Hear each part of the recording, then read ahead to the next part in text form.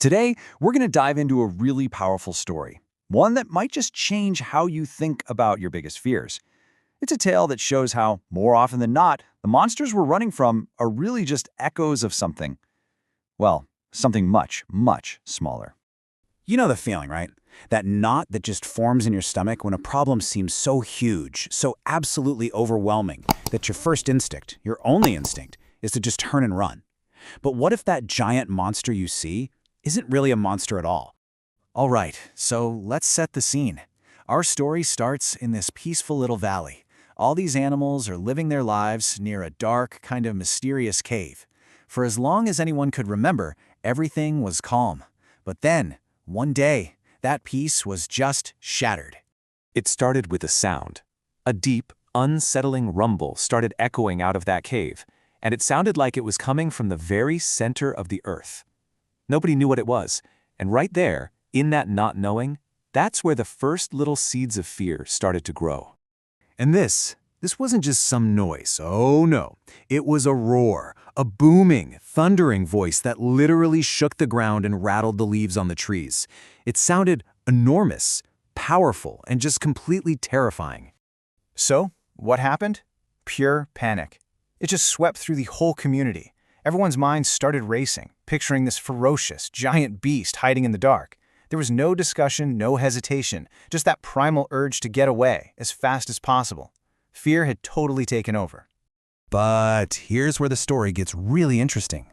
In the middle of all that chaos, not everyone ran away. One small creature made a very different and, well, a very brave choice. Now just pause and think about that for a second. Instead of just following the panicked crowd, this one little frog, who I'm sure was feeling just as terrified as everyone else, decided to run toward the thing that was scaring him. I mean, that is just an incredible act of courage. And here's the absolute key. It wasn't that the frog wasn't afraid, he just let his curiosity be a little bit stronger than his fear. He just had to know what was really making that terrifying sound. So our brave little frog starts hopping, very carefully, toward the mouth of the cave. That thundering roar is getting louder and louder with every single hop. He's bracing himself for the absolute worst, and he peeks inside. And you are not going to believe what he saw. The imagined threat, the thing everyone was running from, was this giant, roaring monster. But the reality? It was a tiny, harmless caterpillar, just quietly munching on a leaf. That terrifying roar was nothing more than the sound of its crunching, just magnified.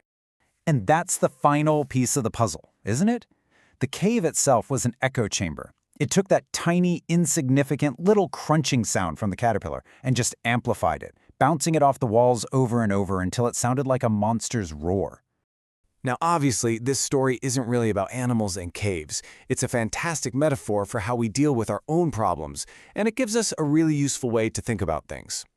Let's call this the echo effect. It's what happens inside our own heads all the time. Our brains are actually wired for this. It's part of our fight or flight response, right? We take a small, real problem, that's the caterpillar, and then our own internal anxieties and worst-case scenarios, that's the cave, amplify it until it sounds like a terrifying monster. This chart breaks it down perfectly. So you've got the caterpillar. That's the small, objective fact. Maybe it's a tough email you have to send or a difficult conversation you've been putting off. You know, it's usually something small and totally manageable on its own. But then you've got the echo. That's your perception, your fear about what it all could mean. I'm going to get fired, or they're going to hate me. That's the part that feels huge and overwhelming. The fix for the caterpillar is to just look at it directly. But the fix for the echo? That's all about changing your perspective. So the real question is, how do we actually use this in our own lives? How do we stop running from the echo and finally find the real tiny caterpillar? Okay, here's a simple 3-step game plan. First, just acknowledge the fear. Just name that thunderous voice. Say, okay, I'm scared. Second, start to question the story you're telling yourself.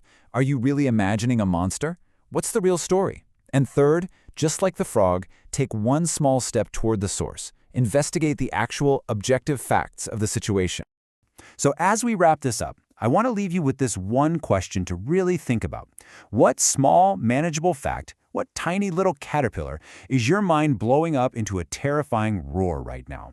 And what do you think might happen if, just like that frog, you decided to just take a closer look?